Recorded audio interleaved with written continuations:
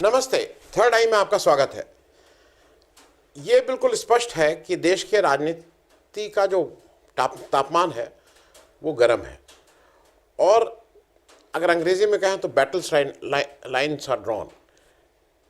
ये खिंच चुका है कि अब कैसे और आगे किस तरह से इस देश की पॉलिटिक्स चलेगी। अगर बहुत संक्षेप में कहें 4-5 वर्डों में तो अभी जो लोकसभा थी 6-7 दिन की, उसमें बिल्कुल स्पष्ट हो गया कि एक मजबूत विपक्ष के सामने एक कमज़ोर सरकार खड़ी हुई, अपनी बातों को कुछ कहने की कोशिश कर रही थी, वो कह नहीं पा रही थी। देखिए, पहली चीज़ तो यह है कि एक चीज़ समझनी होगी कि ये फिर गठबंधन का दौर आ गया है।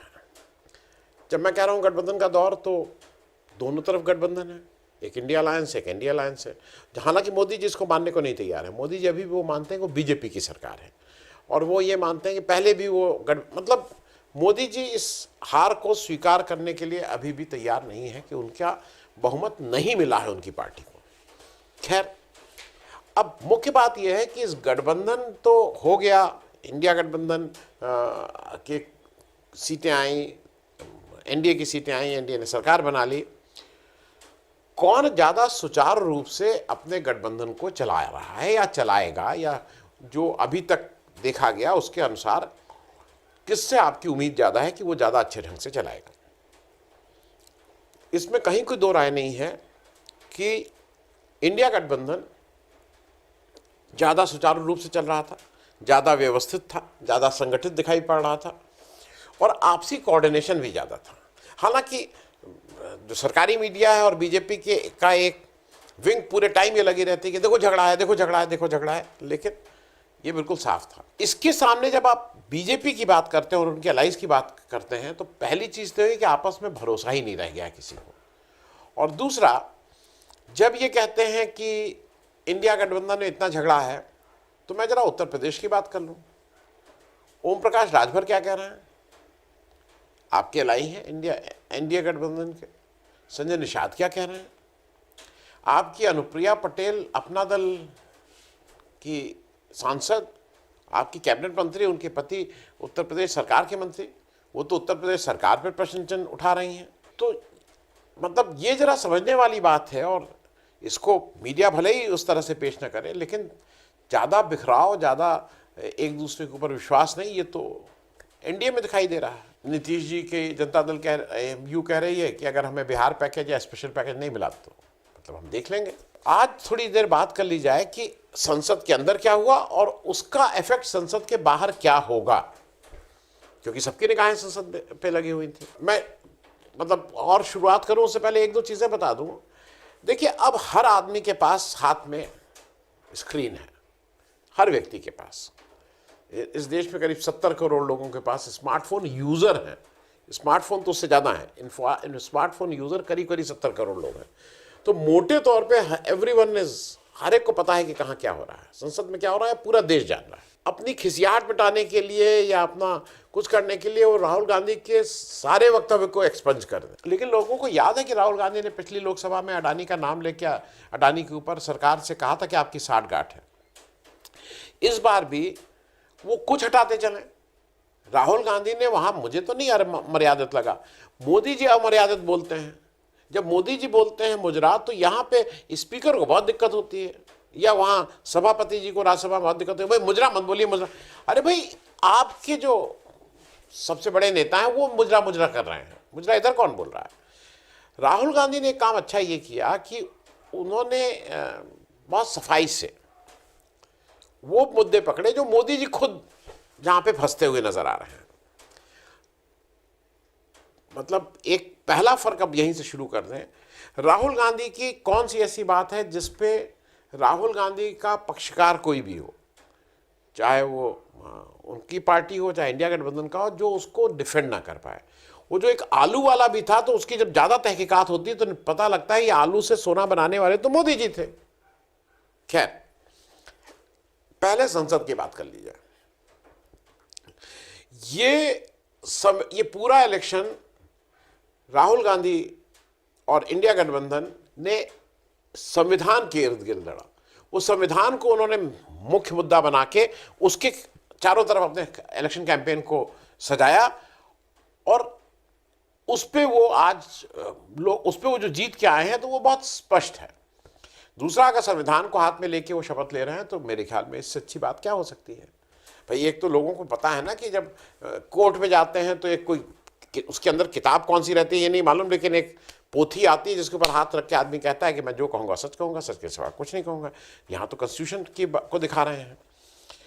अब अगर उसके सामने मोदी जी उसके खिल्ली उड़ाते हैं कि ये तो संविधान को सर पे रख के नाच रहे थे कुछ लोग, तो अच्छी बात है, संविधान सर पे रखे हो नाचे, इससे अच्छी क्या बात हो सकती है। दूसरा, मैं ये बातें इसलिए एक सिलसिलेवार करता जा रहा हूं, जरा समझिए कहां मैसेजिंग क्या हो रही है। अवधेश प्रसाद आज इंडिया गठबंधन के मैस्कॉट बन गए हैं। अवधेश प्रसाद अब समाजवादी पार्टी के टिकट पे चुन के आए, लेकिन अब वो समाजवादी पार्टी के सांसद नहीं रह गए हैं। आज वो इंडिया गठबंधन के सबसे मजबूत और एक तरह से उनके ऊपर जिसको सबको गर्व हो रहा है, सब लोग उनको मैस्कॉट बना के आगे खड़ा किए हुए हैं। वो फ्रंट बेंच पे बैठ रहे थे, अगर आपने देखा हो। और मेरे ख्याल में जो मोदी जी का पूरा इलेक्शन पिछले 3-4 साल में बहुत निटी-ग्रिटी, 3-4 साल नहीं, 2019 से कैसे गोगोई साहब ने क्या किया, क्या वर्डिक्ट है, क्या हो, जो राम जन्मभूमि का पूरा प्लानिंग किए थे, उस पूरी प्लानिंग का जवाब एक व्यक्ति वहां से अवधेश प्रसाद जीत के आ गया, उसने उनके सारी उस प्लानिंग को चौपट कर दिया। एक और चीज यह है कि अवधेश प्रसाद जी के साथ एक और कम्युनिकेशन आम जन में जा रहा है, और वो शायद सटल वे में जा रहा है। कांग्रेस के प्रेसिडेंट के रूप में खड़गे जी ने चुनाव में खूब मेहनत की, इस समय भी इंपॉर्टेंट वॉइस है, और मुझे ऐसा लगता है कि खड़गे जी और अवधेश प्रसाद इंडिकेशन है कि अगर एक टर्म में यूज करूं, मतलब बहुत वैसा टर्म तो नहीं, दलितों की घर वापसी हो रही है। एक समय कांग्रेस जब कांग्रेस का इतने लंबे समय तक शासन रहा था तो उसका सबसे बड़ा मूल आधार वोट दलितों का था। एक और बहुत बड़ा, खड़गे जी से कांग्रेस से ऐसा कभी दलितों को दिक्कत नहीं रही थी। कांग्रेस चूंकि सत्ता में नहीं आ पा रही थी इसलिए दलित शायद चले गए थे। मायावती जी का एक दौर आया था जब मायावती जी ने उस दलित प्राइड को रिप्रेजेंट किया था, लेकिन अब वो दौर खत्म हो चुका है। एक और बहुत मेजर चीज जो डेवलपमेंट हुआ है, जनरली दलित समाजवादी पार्टी के साथ कंफर्टेबल नहीं रहते थे, वोट नहीं देते थे, और ये 2019 इलेक्शन में क्लियर हो गया था जब मायावती जी की 10 सीटें जब और समाजवादी पार्टी की 5 सीटें आई थी, दोनों ने 7 चुनाव लड़ा था। मायावती जी के वोट ट्रांसफर नहीं हुए थे, समाजवादी के ट्रांसफर हो गए थे। इस बार वो भी टूट गया है, और मुझे ऐसा लगता है कि अखिलेश यादव बिल्कुल ठीक काम कर रहे हैं। वो अगर प्रमोट कर रहे हैं, आगे कर रहे हैं अवधेश प्रसाद जी को, तो इसका उनको एक मैसेजिंग करने में ज़्यादा आसानी हो जा रही है। और अब अगर वैसे शब्दों में कहें तो समाजवादी पार्टी अब दलितों के लिए अछूत नहीं रह गई है। अब दूसरा, मैं एक बीच में एक और इंसिडेंट बताता चलूं, क्योंकि आज उसमें पेपर ने काफ़ी पेपरों ने उसका कवर किया है कि भाई मोदी जी को देखिए, उनको डिस्टर्ब किया जा रहा था तो वो पानी पिला रहे थे जो डिस्टर्ब कर रहे थे। पहली चीज़ आप जरा समझ लीजिए, आप अपना टीवी कल सब लोग देख रहे होंगे, आपको याद है ना, पूरे टीवी की चर्चा के दौरान एक बार भी ऑपोजिशन को नहीं दिखाया जा रहा था। कहीं 2 सेकंड 1 सेकंड के लिए राहुल गांधी और अखिलेश यादव का 2 बार क्लोजअप दिखा दिया गया। वो सारे लोग वेल में आके खड़े थे। वो एक फोटो जो आई जिसमें बताया जा रहा है कि मोदी जी कैसे पानी दे रहे हैं, ऑपोजिशन पूरा वेल में खड़ा था, जिसको कहते हैं मोदी जी के सिर पे खड़ा था, और मणिपुर पे डिस्कशन की और मणिपुर पे वक्तव्य की इतनी मांग कर रहा था कि मोदी जी को वहां अपना हेडफोन लगा लेना पड़ा, क्योंकि उनको वो अपनी बात को नहीं कह पा रहे थे। एक बात जो वहां नहीं दिखाई गई और जिसको ये हाईलाइट किया जा रहा है कि भाई मोदी जी ने पानी दिया और फिर उन्होंने पानी पी लिया, 2 चीज़ें हैं। पहली चीज़ है कि जैसा लोगों का जो वहाँ पे हैं और जैसा लोगों ने कहा, उसका कोई एविडेंस मेरे पास नहीं है, लेकिन जैसा वहाँ जो लोकसभा में लोग थे उनका कहना है मोदी जी ने पूरी चर्चा के दौरान कम से कम 10-11 बार पानी पिया, 10-11 बार। अब ये बिल्कुल डायरेक्शन था, मोदी जब पानी पिएंगे तो मत दिखाना, क्योंकि बाद में टीवी वाले पकड़ते हैं, तो वो पानी दिखाया नहीं जा रहा था, लेकिन मोदी जी ने 10-11 बार कल पानी पिया। दूसरा, मोदी जी को लगा कि मैं क्या स्कोर सेटल करूँगा, बिल्कुल दिखा दूंगा कि मैं तुम्हें पानी पिला रहा हूँ, मोदी जी ने पानी ऑफर किया, आप उसमें देखिएगा, तो एक जो एमपी साहब थे उन्होंने मना कर दिया, दूसरे ने पिया और उन्हीं के टेबल पर रख भी दिया जूठा गिलास। तो खैर, अब मैं जरा मोदी जी और राहुल गांधी के भाषण ही को लेकर सारी बात हो रही है, तो उस पर जरा बात कर लूँ। राहुल गांधी का भाषण करीब 90 मिनट का था। उस पूरे भाषण में जो बीजेपी के सबसे कद्दावर मंत्री हैं, जिनके नाम की तूती बोलती है, ईडी, सीबीआई, इनकम टैक्स, जिनके आगे पीछे मतलब जिनके कहने पे किसी को अरेस्ट करके कहीं भी बंद कर सकते हैं और फिर छूटने नहीं दे सकते हैं, अरविंद केजरीवाल उसका एक उदाहरण है। उस राहुल गांधी को भाषण में टोकने के लिए, रोकने के लिए, उनकी भाषण की आक्रामकता को कम करने के लिए 2 बार मोदी जी स्वयं उठे, 5-6 बार अमित शाह उठे, 2 बार राजनाथ सिंह जी उठे, 1 बार शिवराज सिंह चौहान उठे, 1 बार किरण रिजिजू जी उठे, भूपेंद्र यादव उठे, और कितने लोग, मैं उन लोगों का नाम नहीं ले रहा हूं जो मंत्री नहीं है, कितने लोग लगे हुए थे कि इनको बोलने ना दिया जाए। हाँ, एक नाम तो मैं भूल ही गया, ओम बिरला जी भी तो लगे हुए थे। ओम बिरला जी भी लगे हुए थे कि कैसे राहुल गांधी को बोलने ना दिया जाए। सबसे बड़ी बात यह है कि राहुल गांधी जी ने वो सारे इश्यूज उठाए जो आम जन के हैं। उन्होंने नोटबंदी से अगर एमएसएमई उद्योग चौपट हुआ है तो उसको उठाया, उन्होंने अग्निवीर की बात उठाई, उन्होंने एमएसपी, किसानों के लिए एमएसपी की बात उठाई, और उन्होंने नीट परीक्षा की बात उठाई, और उन्होंने तमाम मुद्दे उठाए कि भाई इस पे अभिभाषण में हम इस पे भी चाहेंगे कि कोई जवाब दे सरकार। Rahul Gandhi through out facts पे बोले, उन्होंने कोई अपशब्द, कोई गलत बात, कोई अमर्यादित बात नहीं कही, उन्होंने अपना ओपिनियन कहीं नहीं कहा। उन्होंने सिर्फ ये कहा कि भाई मोदी जी जो खुद कहते हैं कि मैं नॉन बायोलॉजिकल हूं, जो वो खुद कहते हैं ऑन कैमरा कि मेरी भगवान से डायरेक्ट बातचीत होती है, उन्होंने यही बात कही। उन्होंने कहा भाई हम लोग के तो माँ बाप हैं, हम पैदा हुए हैं अपने किसी माँ बाप से, लेकिन मोदी जी नॉन बायोलॉजिकल है। अब इस पर आपको बुरा लग रहा है तो उसका कोई क्या कर सकता है। अब मैं 1-2 चीजें बता दूं। जैसे एक, उन्होंने कहा कि मोदी जी को लगा कि उनके कि इनको क्या मैंने पकड़ लिया और मैं तोड़ मरोड़ के इसको कर दूंगा पेश। उन्होंने कहा ना हिंदू हिंसक होता है, ये मोदी जी ने कहा, इन्होंने, राहुल गांधी ने कहा कि हिंदू हिंसक होता है। वही गलती की है मोदी जी जो उन्होंने कांग्रेस पार्टी के न्याय पत्र को लेके जब उसमें कहा था कि इसमें मुसलमानों को और क्या क्या दिया जा रहा है, तो जो नहीं पढ़ने वाला था वो भी न्याय पत्र पढ़ लिया था कांग्रेस का, उसको समझ में आ गया था कि ये बिल्कुल ठीक एक दस्तावेज है, आर्थिक मुद्दों पे है, देश की बेरोजगारी पे है, महंगाई पे है, देश के सब मुद्दों पे है। मोदी जी ने पढ़वा दिया था। मतलब उसी तरह से राहुल गांधी के लिए जब उन्होंने ये कहा कि ये हिंदुओं को हिंसक बोल रहे हैं, Modi ji is the chief contributor कि पूरी दुनिया ने, पूरे देश ने उसको फिर ठीक से सुना कि राहुल गांधी क्या कह रहे हैं। और तब राहुल गांधी ने बहुत स्पष्ट रूप से जब उनको कहा कि आप हिंदू, उन्होंने कहा कि आप हिंदुओं के धर्म के नाम पर केवल राजनीति कर रहे हैं, और आप मोदी जी, आप हिंदू समाज नहीं हैं, बीजेपी हिंदू समाज नहीं है, क्योंकि हिंदू आप जैसा नहीं होता है। एक चीज और, राहुल गांधी जब वहां शंकर जी का चित्र लेके गए, अभय मुद्रा, और उसका जो विश्लेषण किया है ना, मेरे हिसाब से वो अद्भुत है। मोदी जी को आज तक आपने किसी आध्यात्मिक बात या वो कैमरा लेके 30-40 कैमरा ले जाके ये सब कर सकते हैं, फोटो खिंचवा सकते हैं, लेकिन आज तक आपने कोई गंभीर विषय पे मोदी जी से इस तरह की बातें सुनी है?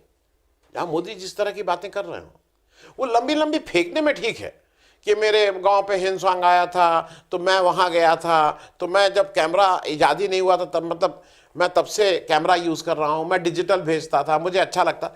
ये सब बातें आप करते रहिए, लेकिन आपने कभी सीरियस विषय पे किया? उस दिन जो अभय का मुद्रा का जो विश्लेषण था वो अभूतपूर्व था। मुझे ऐसा लगता है कि राहुल गांधी ने, जो एक होता है ना प्रतियोगिता कि भाई अब आपको इसके ऊपर कूदना है, अब आप पहले आप 3 फुट 3.5, उस बार को रेस कर दिया है। उन्होंने जब ये कहा कि विपक्ष मोदी से उन्होंने बार बार अपील की, मोदी जी विपक्ष हम लोग आपके दुश्मन नहीं है, हम ये बिल्कुल स्वीकार कर रहे हैं और मान रहे हैं कि आपने सरकार बनाई है, आप का एनडीए का वहाँ गठबंधन, आप सरकार बनाए हैं, पर लोकतंत्र में विपक्ष की एक भूमिका है, हमारी भूमिका को भी स्वीकार कीजिए। और जो मुझे लगता है जो सबसे बड़ा इसका पॉइंट था, वो मणिपुर की बात को जिस तरह से राहुल गांधी ने ठीक से रखा। अब नरेंद्र मोदी जी आ जाइए। नरेंद्र मोदी जी ने क्या किया, 1 घंटा नहीं 135 मिनट, 2 घंटा 15 मिनट उन्होंने बात की। मैं एक व्यक्ति का नाम ले रहा हूं, आप लोग गूगल करके खुद देख लीजिएगा और फिर आपको रेफरेंस समझ में आ जाएगा। व्यक्ति का नाम है रिचर्ड डून। अब DUNNE है, रिचर्ड DUNNE, रिचर्ड डून।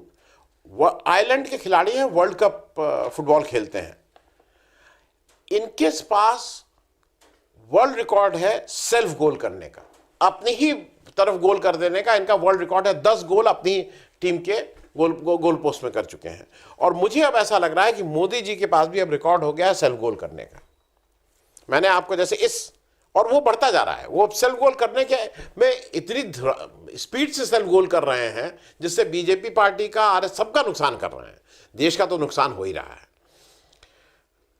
उन्होंने, अगर आपको देखिए, हिंदू धर्म की बात उठाई, हिंसा की बात करके वो सेल्फ गोल हो गया, क्योंकि सारे लोग राहुल गांधी का भाषण पढ़ने लगे।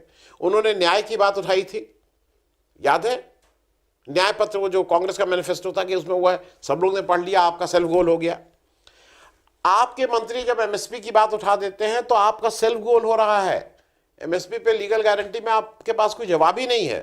आपके मंत्री जब अग्निवीर की बात उठाते हैं और आप वहां बैठ के बड़ा आपको लगता है क्या पकड़ा कि अग्निवीर योजना पे लोगों की क्या ओपिनियन है, या आप जानना नहीं चाहते हैं क्या? आपको पता है, वो आपका सेल्फ गोल है। और जो सबसे बड़ी बात मुझे लगी कि मोदी जी कंटेंट में बहुत ही वीक है। पहले भी थे वो, शायद पहले ढका पुछा रहता था तो पता नहीं लगता था, वेरी वीक कंटेंट। क्योंकि मोदी जी ये जो सेल्फ गोल कर रहा है ना, आपकी एक अल्पमत की सरकार है, आपकी जो सरकार, आपकी जो बीजेपी पार्टी है उसको पूर्ण बहुमत नहीं मिला है। एडमिट कर लीजिए इस बात को, आपका एनडीए का गठबंधन है, वो आपने सरकार बना ली है, लेकिन बीजेपी, आप उसको मत बार बार एम्फेसाइज करिए, आप मालूम नहीं क्यों उसमें उलझ गए हैं, उसी की बात कर रहे हैं बार बार। मुझे एक